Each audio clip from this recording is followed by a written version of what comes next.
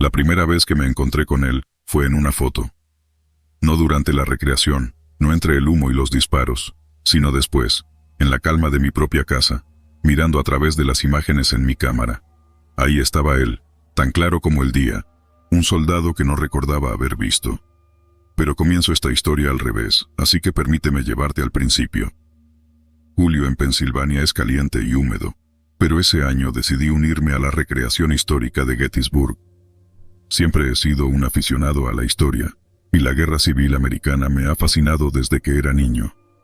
Estudié, me preparé, y me sumergí en el personaje de un soldado de la Unión.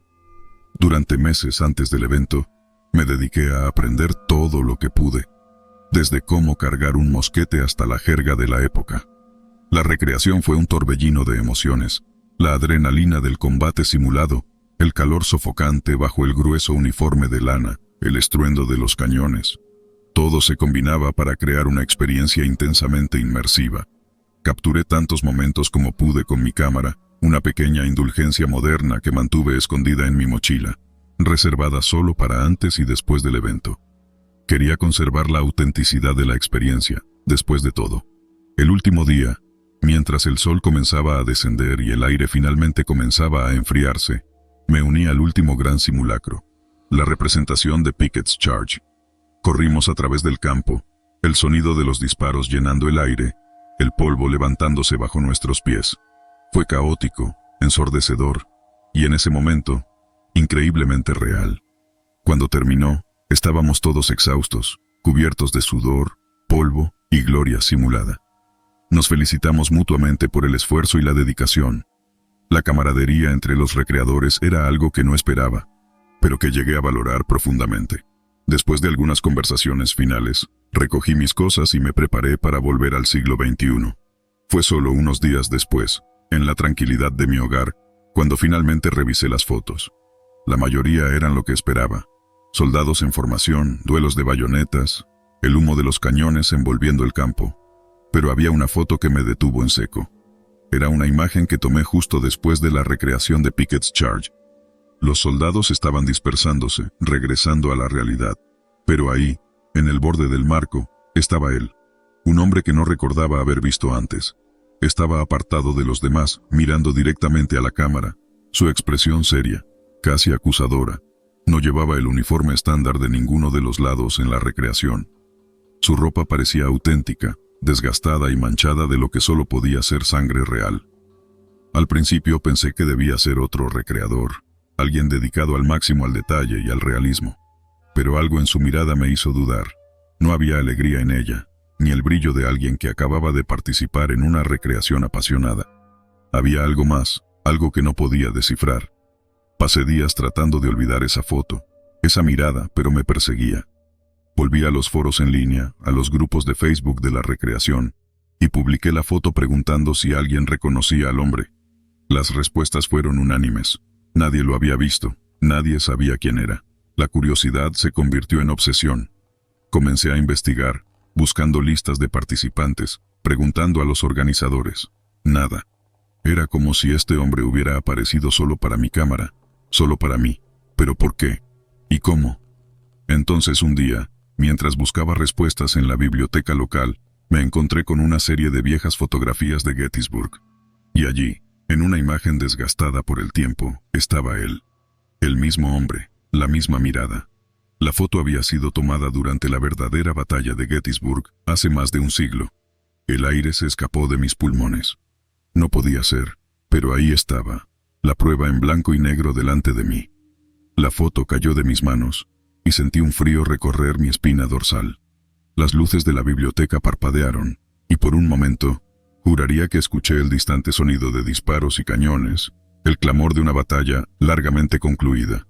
Cuando levanté la vista, por un instante fugaz, vi su reflejo en la ventana. Me estaba mirando, no con ira ni con dolor, sino con una profunda tristeza. Y entonces entendí. No era solo un soldado, era un testimonio, una memoria viviente de aquellos que habían caído, de aquellos olvidados por la historia pero no por el tiempo. En su mirada vi la pérdida y la desesperación de una guerra que dividió una nación, una guerra que aún deja cicatrices en el campo de Gettysburg. Me di cuenta de que no podía ignorarlo, no ahora. Tenía una historia que contar, no solo la mía, sino la de él, la de todos los que habían luchado y perdido sus vidas en esos campos.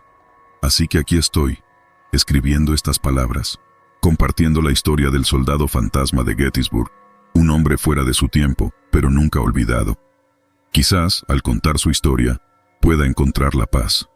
Quizás nosotros también podamos. En cada disparo recreado, en cada uniforme desgastado, en cada foto tomada, recordamos no solo la historia, sino a aquellos que la vivieron. Y quizás, al recordar, podamos aprender, y al aprender, podamos avanzar. Pero esa, supongo, es una historia para otro día. Por ahora, solo quiero que sepas que él estaba allí, en Gettysburg, tanto entonces como ahora, un recordatorio eterno de nuestro pasado compartido. Y mientras escribo estas últimas palabras, puedo sentirlo, no como una sombra o un susurro, sino como una presencia, una confirmación de que la historia, en todas sus formas, merece ser recordada. Jamás hubiera imaginado que aquellos rumores infantiles que corrían por mi pueblo sobre la montaña acabarían definiendo el curso de mi vida. Ahora, sentado en el calor reconfortante de mi estudio, rodeado de mapas antiguos y notas garabateadas, me resulta casi imposible creer en la realidad de los últimos meses. Pero cada cicatriz, cada informe, cada recuerdo insomne, me recuerda que la pesadilla fue, de hecho, real. Mi historia comienza de una manera bastante inusual, no con el inicio de la expedición, sino con su final, porque solo al final comprendí el verdadero principio de todo. Era un día gélido de enero, el tipo que promete más nevadas y congela los huesos hasta la médula. Cuando regresamos de la montaña, menos uno de nosotros. El aire frío se llevaba nuestras palabras antes de que pudieran alcanzar oídos ajenos, un silencio cruel que se sumaba a nuestro luto. Yo era parte de un equipo de rastreadores, contratados por el gobierno después de una serie de desapariciones inexplicables en las montañas de Colorado. Se rumoreaba que una bestia, un monstruo de las leyendas, estaba detrás de todo. Yo, criado a la sombra de esas montañas, había crecido escuchando historias sobre criaturas ancestrales que vagaban por las vastas tierras sin ser vistas, pero siempre las había descartado como cuentos para asustar a los niños. El equipo estaba formado por 5 miembros. Yo, el líder debido a mi experiencia en el terreno, Ana, bióloga y rastreadora con un don para la naturaleza, Derek, veterano de guerra con una mirada que había visto demasiado, Sara, médica y escaladora experta, y Eric, el más joven, especialista en tecnología y comunicaciones. Juntos nos adentramos en el corazón de la montaña en busca de respuestas. Nuestra misión era clara: encontrar y capturar lo que estuviera detrás de las desapariciones. Inicialmente, los días se fundían entre senderos nevados y frías noches acampando. Sin embargo, a medida que nos adentrábamos más en la montaña, la atmósfera cambiaba. Los animales se volvían escasos, los árboles parecían retorcerse dolorosamente hacia el cielo, y un silencio anormal nos seguía. Una mañana, tras una noche inquietante donde los sonidos de la montaña se intensificaron en pesadillas, encontramos la primera cueva. No era un refugio natural, sino una abertura tallada con precisión, cubierta parcialmente por nieve y musgo. Dentro, la oscuridad parecía consumir toda luz. Con la respiración entrecortada y las manos temblorosas, iluminamos el interior con nuestras linternas, revelando paredes llenas de antiguos artefactos, pinturas rupestres, herramientas de piedra y huesos, muchos huesos, algunos humanos. Derek, con su habitual seriedad, fue el primero en verbalizar la pregunta que todos teníamos en mente: ¿quién o qué había habitado este lugar? Pero la cueva guardaba más que restos antiguos. En lo más profundo, encontramos lo que parecían ser marcas de garras en las rocas, tan frescas que el hielo no había tenido tiempo de formarse en ellas. Fue entonces cuando supimos que no estábamos solos. Los días siguientes fueron un torbellino de terror y descubrimientos. Seguimos un rastro que parecía burlarse de nuestras habilidades, llevándonos a través de terrenos peligrosos y pruebas mortales. Cada cueva que descubríamos contenía más pistas, pero también más peligros. Algo estaba cazando en esas montañas, algo antiguo y malévolo, y ahora nos cazaba a nosotros. La tensión entre nosotros crecía. Eric, con su juventud y entusiasmo, intentaba mantener el ánimo, pero el miedo se le leía en los ojos. Ana, que siempre había tenido una conexión especial con la naturaleza, se volvía más silenciosa cada día, como si escuchara algo que nosotros no podíamos. Sara mantenía su compostura, pero sus manos temblaban cada vez que administraba primeros auxilios. Y Derek. Derek parecía estar en guerra de nuevo, cada músculo tenso, siempre vigilante, siempre preparado. Fue en la noche del 8º día cuando todo se desmoronó. Una tormenta nos sorprendió, reduciendo nuestra visibilidad a casi nada mientras el viento aullaba como las bestias de las historias de mi infancia. En el caos algo nos atacó. Nunca vi lo que era. Solo recuerdo gritos, el sonido de luchas y el frío intenso. Cuando la tormenta pasó, Eric había desaparecido. La búsqueda de Eric fue frenética y desesperada. Ignoramos nuestra propia seguridad, gritando su nombre en la inmensidad blanca, pero la montaña se había tragado su voz. Finalmente, exhaustos y derrotados, tuvimos que retirarnos. El descenso fue un silencio pesado, una derrota que nos pesaba en cada paso. Regresamos al pueblo con más preguntas que respuestas. La desaparición de Eric se sumó a la lista de misterios sin resolver de la montaña. Las autoridades realizaron su propia búsqueda, pero al igual que con los anteriores desaparecidos, no encontraron nada. La vida continuó, como suele hacerlo, pero algo dentro de mí se había roto irremediablemente. No podía dejar de pensar en las cuevas, en las marcas de garras, en los artefactos milenarios y en Eric. Noche tras noche, la montaña me llamaba en sueños, una invitación silenciosa a descubrir sus secretos más oscuros. Finalmente, entendí que mi vida ya no me pertenecía. Había algo allí arriba, algo que desafiaba nuestra comprensión, algo que había sobrevivido a través de los milenios, escondido en las sombras de las leyendas y los miedos ancestrales. Y yo, hijo de aquellas tierras, no podía darle la espalda. Así que aquí estoy, preparándome para volver a la montaña. Esta vez solo, pero armado con el conocimiento y la determinación que solo puede proporcionar la experiencia. No sé qué encontraré, ni siquiera si volveré, pero una cosa es segura. No descansaré hasta desvelar la verdad sobre la bestia de las montañas de Colorado, sobre las desapariciones, y sobre lo que realmente sucedió esa fatídica noche. Quizás esta sea mi última entrada, quizás no. Pero si estás leyendo esto y yo ya no estoy, recuerda que algunas verdades demandan ser buscadas, sin importar el costo, y si alguna vez te encuentras frente a las vastas montañas, escucha atentamente, porque cada piedra, cada árbol, cada susurro del viento lleva una historia, una advertencia. Me encuentro sentado frente a la vieja estación de radio, la misma que nos guió a través de los oscuros y retorcidos pasillos de la mina abandonada. Aún puedo sentir el peso del auricular en mi mano, el zumbido estático interrumpido ocasionalmente por esa voz, esa maldita voz que nos prometía seguridad, pero que nos llevó al borde de la locura. Debo contar esta historia, nuestra historia, antes de que los detalles se desvanezcan en las sombras de mi mente, al igual que esa mina se esconde en las profundidades de la tierra.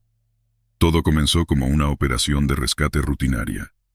Soy parte de una unidad especial de la Guardia Nacional, entrenados para enfrentar situaciones que la mayoría consideraría extremas, pero nada nos podría haber preparado para lo que encontramos en esa mina de Pensilvania. Nos informaron que un grupo de adolescentes locales había decidido explorar la mina abandonada, y como era de esperar, se perdieron. Las minas antiguas son laberintos mortales, y esta no era la excepción.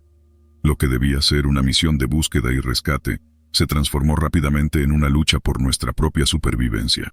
Al entrar nos recibió un silencio sepulcral, roto solo por el sonido de nuestras botas sobre la roca húmeda y el eco distante de gotas de agua. El plan era simple: seguir la línea principal, encontrar a los chicos, traerlos de vuelta. Pero después de unas horas de búsqueda infructuosa, nos dimos cuenta de que algo estaba terriblemente mal. No había señales de los adolescentes, no había huellas que seguir, era como si se los hubiera tragado la tierra. Fue entonces cuando la encontramos, una vieja estación de radio, cubierta de polvo y telarañas, pero encendida.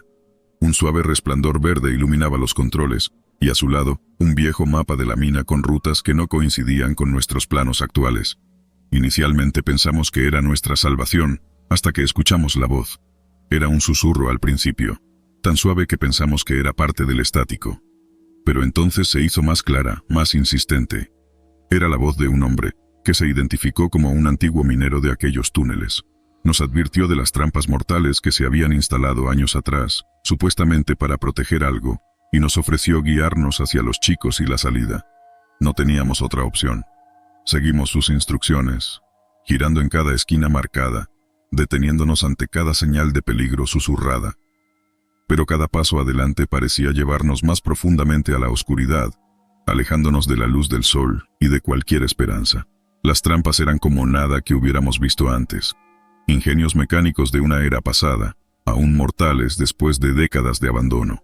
Caídas de rocas, pozos escondidos, secciones enteras de túneles inundados. Y eso era solo el principio. Pero era la sensación de estar siendo observados lo que realmente nos carcomía. La sensación de que no estábamos solos en aquellos oscuros y húmedos pasillos. Perdimos a Thompson en una habitación que se cerró repentinamente detrás de nosotros. Las paredes llenas de pinchos que se cerraron con una rapidez que no parecía natural. Escuchamos su grito, un sonido que me perseguirá hasta el día de mi muerte. Pero cuando la habitación se abrió de nuevo, no había nada allí. Ningún cuerpo, ninguna sangre, nada. La voz en la radio simplemente nos dijo que siguiéramos adelante, que era un sacrificio necesario. Continuamos, movidos por una mezcla de miedo, rabia y desesperación. Cada paso nos llevaba más profundo en el laberinto. Cada instrucción de la voz nos hacía cuestionar nuestra cordura. Y luego, cuando ya no podíamos más, cuando estábamos al borde del colapso, la voz nos llevó a ellos. Los adolescentes, aterrorizados, hambrientos, pero vivos. No había tiempo para preguntas, solo para la acción. Seguimos las últimas instrucciones de la voz, llevando a los chicos con nosotros, esperando a cada momento que alguna trampa se activara y nos quitara la vida. Pero no sucedió. Llegamos a la superficie justo cuando el sol comenzaba a asomarse en el horizonte. El aire fresco nunca había sido tan dulce. Pero incluso ahora, a salvo y lejos de aquel lugar, las preguntas persisten. ¿Quién era la voz y cómo sabía tanto sobre la mina? ¿Cómo es que las trampas, concebidas con tanta malicia, nunca nos atraparon del todo? ¿Y Thompson? ¿Qué le pasó realmente a Thompson? Estoy sentado aquí, tratando de darle sentido a lo inexplicable, mientras la vieja estación de radio chisporrotea a mi lado, casi burlándose de mis intentos por entender. Pero hay algo que sé con certeza. Nunca volveré a entrar en esa mina, y rezaré para que nadie más tenga que enfrentar el desafío del laberinto minero. Lo recuerdo como si fuera ayer, aunque han pasado ya varios años.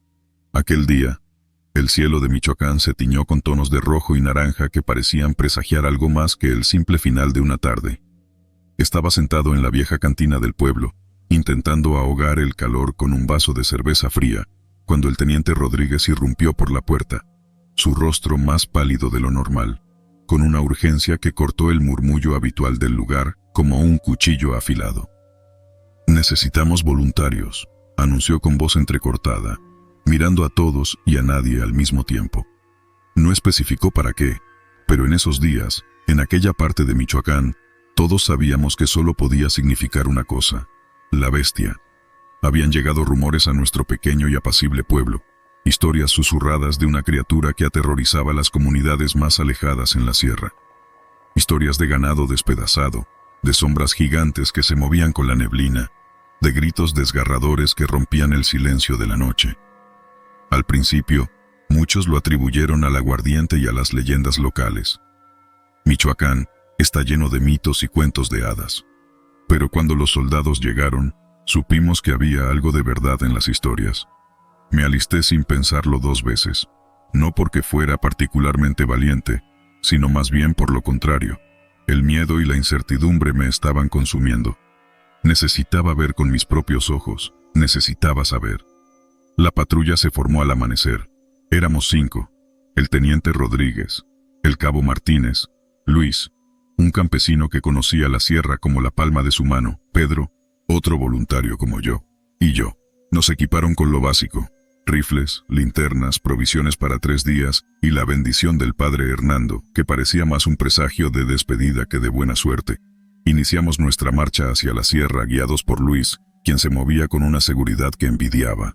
La vegetación se tornaba más densa a medida que ascendíamos, y el sonido de la civilización se desvanecía detrás de nosotros, reemplazado por el canto de los pájaros y el crujir de las ramas bajo nuestros pies. La primera noche acampamos en un claro, cerca de un arroyo. Los sonidos de la noche en la sierra eran diferentes a cualquier cosa que hubiera escuchado antes. Una orquesta de criaturas invisibles que conversaban en el idioma de la naturaleza. Apenas pude dormir. Cada crujido, cada susurro del viento me hacía tensar, imaginando a la bestia acechando entre los árboles. Al día siguiente, continuamos nuestra búsqueda, adentrándonos aún más en la sierra. Rodríguez nos había explicado que la idea era patrullar la zona, hablar con los habitantes de las pequeñas comunidades escondidas en las montañas, recolectar información, pero a medida que las horas se convertían en días, empezaba a parecer una misión inútil. No encontramos nada, solo pistas frías y miradas temerosas de los pocos aldeanos con los que nos cruzábamos. Fue al tercer día cuando todo cambió. Estábamos cruzando un área densamente boscosa cuando Luis se detuvo en seco, levantando una mano en señal de silencio. Todos nos detuvimos, escuchando. Al principio no oí nada, pero entonces lo percibí. Un bajo gruñido, casi imperceptible, que parecía venir de todas direcciones. Rodríguez hizo una señal y nos dispersamos, buscando cubrirnos entre los árboles. Mi corazón latía tan fuerte que estaba seguro de que podría delatarme. Entonces la vi. Una sombra enorme, mucho más grande de lo que cualquier animal de Michoacán debería ser, se movía entre los árboles. Era apenas visible, una mancha más oscura contra la penumbra del bosque. El gruñido se convirtió en un rugido que hizo vibrar el suelo bajo mis pies. La criatura se abalanzó, pero no hacia nosotros. Atacaba algo en la oscuridad, luchando con una ferocidad que me dejó helado. No podíamos ver claramente contra qué se enfrentaba. Todo era un torbellino de movimiento y sonidos desgarradores. Sin pensarlo, levanté mi rifle, pero el teniente Rodríguez bajó mi arma con una mano firme. «Espera», susurró, su mirada fija en la pelea invisible. La lucha cesó tan abruptamente como había comenzado, dejando solo el sonido de nuestra respiración agitada. Nos acercamos con cautela, formando un círculo alrededor del lugar del enfrentamiento. Allí yacía, no la bestia de los cuentos, sino un gran puma, su pelaje manchado con la sangre de su presa, un venado malherido que había intentado en vano escapar. Los ojos del puma se encontraron con los míos, brillando con una inteligencia casi humana antes de desaparecer entre la vegetación. El alivio nos inundó a todos, mezclado con una sensación de asombro. No había ninguna bestia mítica, solo la naturaleza en su forma más cruda y salvaje. Nos miramos entre nosotros, una sonrisa tímida formándose en nuestros labios cansados. Pero la historia no terminó ahí, ni mucho menos. Lo que descubrimos al regresar al pueblo nos llevaría a cuestionar no solo nuestras creencias, sino la misma realidad que creíamos conocer. Pero esa es una historia para otro momento. El calor del desierto del Mojave puede engañar a los ojos, hacerles ver lo que no está ahí. Pero lo que vivimos esa semana en la base militar, a las afueras de Barstow, no fue un espejismo, aunque todos deseáramos que lo fuera. Mi nombre es el sargento James Monroe, y esta es la historia que he guardado en silencio durante años, la historia del hombre sin sombra. Era una tarde ardiente de julio cuando todo comenzó. Estábamos realizando ejercicios rutinarios, cuando el cabo Reyes, el vigía de la torre, informó de una anomalía en el perímetro. Algo o alguien, dijo, estaba acercándose a la base, pero no había sombra bajo el sol implacable del desierto. Pensamos que era el calor afectándolo, quizás un golpe de calor. Pero no tomamos riesgos. Ordené a 2 patrullas que investigaran. Regresaron con las manos vacías, reportando que no había nada ni nadie allá afuera. Esa noche, las cosas se tornaron aún más extrañas. Los sensores de movimiento alrededor de la base se activaron varias veces, pero las cámaras de seguridad no mostraron nada. Al principio, asumimos que eran coyotes o algún otro animal del desierto. Sin embargo, la inquietud se asentó en todos nosotros cuando, revisando las grabaciones, el técnico Harris señaló algo peculiar. Aunque no había figura visible, ciertos objetos parecían moverse por su cuenta, como si una presencia invisible estuviera perturbando su lugar de reposo. Los siguientes días, la tensión aumentó. Equipos de comunicación empezaron a fallar, las luces parpadeaban sin razón aparente, y se escuchaban golpes en las paredes de los barracones durante la noche. La base, un sitio de disciplina y rutina, se convirtió en un nido de rumores y miedos susurrados. Algunos decían que era un espía con tecnología experimental, otros que estábamos sobre un antiguo terreno maldito. Fue entonces cuando lo vi por primera vez. Estaba de guardia en el puesto de control norte, mirando hacia la nada, cuando una distorsión en el aire, como el calor que se eleva del pavimento en verano, atravesó la barrera. No tenía forma definida, pero era claramente una figura humana, moviéndose con un propósito. Lo más desconcertante era la falta de sombra bajo las potentes luces de seguridad. Informé de inmediato, pero cuando las respuestas llegaron, la figura se había desvanecido. Revisamos las grabaciones, y allí estaba, aunque solo como una leve distorsión. Los superiores decidieron aumentar la seguridad y mantener el incidente en secreto para evitar el pánico. Pero ¿cómo mantienes en secreto algo que no comprendes? Algo que desafía todas las leyes de la física y la razón. Las incursiones del hombre sin sombra, como empezamos a llamarlo, se volvieron más frecuentes. Aparecía y desaparecía sin ser detectado, atravesando paredes como si no existieran. Nunca intentó comunicarse. Nunca mostró hostilidad, pero su mera presencia era una amenaza, un enigma que ponía a prueba nuestra cordura. Entonces, ocurrió el incidente que cambiaría todo. Era de noche, y una alarma se disparó en el almacén de armamento, un lugar protegido dentro de la base. Corrí hacia allí, mi corazón golpeando contra mi pecho con cada paso. Cuando llegué, encontré a Harris, el técnico, parado frente a la puerta abierta del almacén, pálido como un fantasma. Dentro, fue todo lo que dijo, señalando con un tembloroso dedo hacia la oscuridad más allá de la puerta. Tomé mi linterna y mi arma, preparándome para lo peor. Dentro, las filas de armas y municiones permanecían intactas, pero al fondo del almacén, la figura del hombre sin sombra estaba allí, inspeccionando los objetos como curioso, pero sin tocar nada. «¿Quién es usted?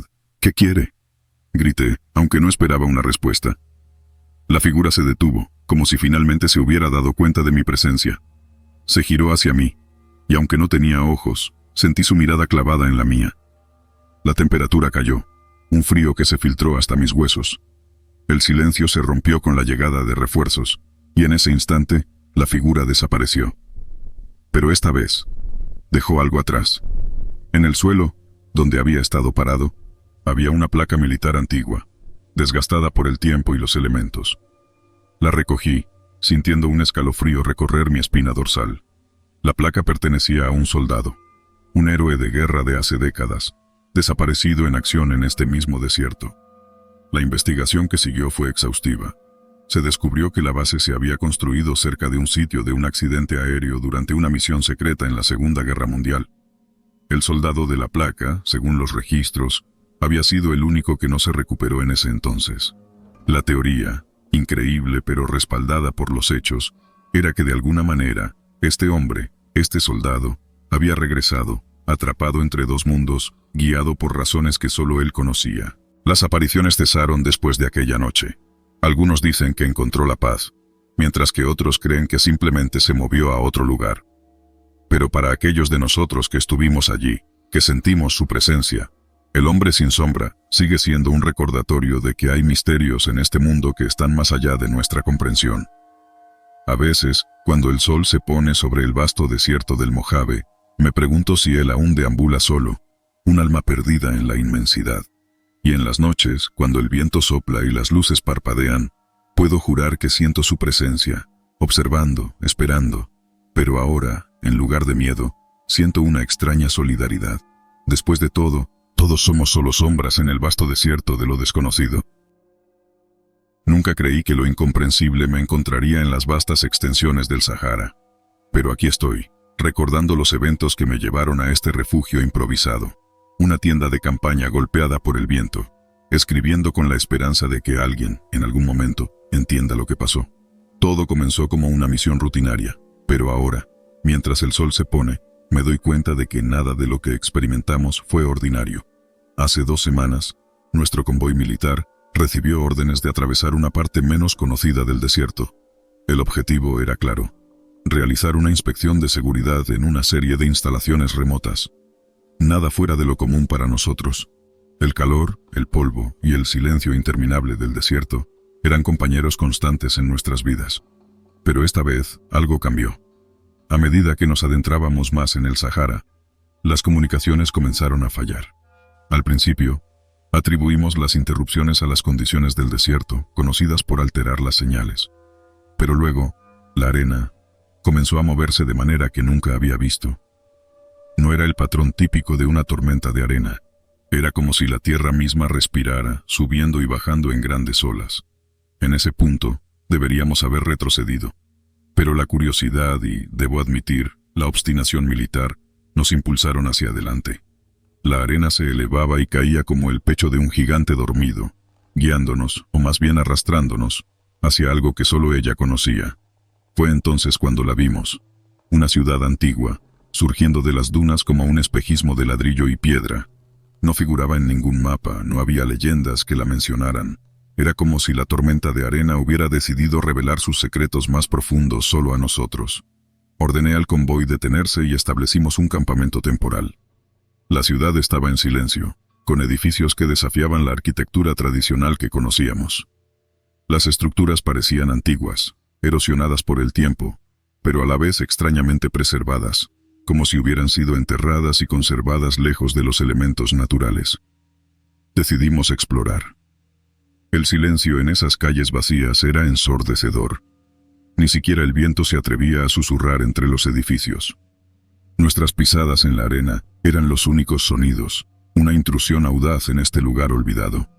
Entramos a lo que parecía ser una plaza central, con un obelisco imponente en su centro. Los jeroglíficos cubrían su superficie, narrando historias que ninguna de nuestras mentes entrenadas en tácticas y estrategias podía descifrar. Pero había algo en esos símbolos, una sensación de urgencia y advertencia que incluso yo podía sentir, aunque no entender. Continuamos, moviéndonos de sombra en sombra, explorando edificios que parecían ser tanto templos como hogares. En uno, encontramos una sala con una mesa central rodeada de lo que parecían ser asientos de piedra. Sobre la mesa, un mapa tallado de la región, con esta ciudad marcada con un símbolo que no reconocimos. Algo en la atmósfera comenzó a cambiar. La temperatura, ya sofocante, se volvió casi insoportable. Y entonces lo sentimos. Un temblor, sutil al principio, pero cada vez más fuerte. La ciudad estaba despertando, o eso nos pareció. No entendíamos cómo o por qué, pero la sensación de urgencia crecía. Nos apresuramos a regresar al convoy, pero la arena, nuestra enemiga desde que llegamos, se movía más rápido. Formó muros alrededor de la ciudad, como si quisiera encerrarnos dentro. Corrimos, pero era como moverse a través de un río a contracorriente. Finalmente, cuando las murallas de arena amenazaban con tragarnos, el fenómeno más extraordinario ocurrió. Del obelisco en el centro de la plaza, una luz se disparó hacia el cielo, perforando las nubes y disipando la tormenta con una furia que nos dejó momentáneamente ciegos. Y tan rápido como había comenzado, el temblor se detuvo y las dunas se asentaron. Miramos a nuestro alrededor, atónitos, mientras la ciudad volvía a sumergirse en el silencio. La luz del obelisco se desvaneció, y la sensación de urgencia fue reemplazada por una de profundo agotamiento. Decidimos no esperar a descubrir más misterios. Con un esfuerzo conjunto, liberamos los vehículos y nos alejamos de la ciudad que la arena decidió ocultar una vez más. Mientras nos alejábamos, no pude evitar mirar hacia atrás. La ciudad estaba desapareciendo de nuevo bajo la arena, llevándose consigo sus secretos y sus advertencias. Nosotros, simples mortales en una misión rutinaria, habíamos sido testigos de algo que desafiaba la explicación. Ahora, mientras la noche cae, me pregunto si lo que vivimos fue real o solo una alucinación colectiva causada por el calor y la deshidratación. Pero entonces, miro hacia afuera, hacia el desierto tranquilo, y veo esos mismos patrones en la arena, como si algo debajo todavía se estuviera moviendo, recordándome que hay cosas en este mundo que están más allá de nuestra comprensión. No sé si volveremos a ver esa ciudad, o si alguien más la descubrirá algún día. Pero una cosa es segura. Hay misterios en este desierto que no están destinados a ser resueltos, y hay tormentas que están vivas, respirando y guardando secretos más antiguos que el tiempo. Nosotros, los intrusos temporales, solo podemos esperar sobrevivir a sus revelaciones.